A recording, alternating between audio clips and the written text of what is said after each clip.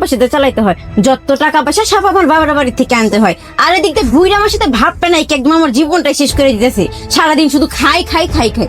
এই বুইরা, তুই আমার জানতে চাল আজকে লাগিয়া, আর তুমি আজকে থেকে আর বাদ দিবে না, আর তুই বিক্রি করে খাইবি। আর তোর বোনের ফোন দেখো আমার জানতে চাই দিত, আমি আজকে আর বিয়ে করবো।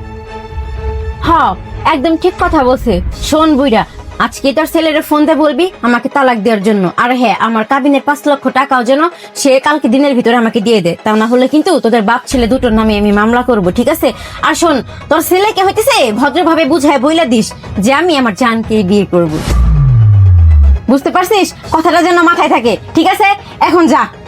কিরে বুইরা, এখনো বের হচ্ছিস না কেন? কিরে, তোর কান দিয়ে কি কথা যায় না? ও বুঝতে পারছি কি করতে হবে। দাঁড়া। এই বুইরা, oh, oh, oh.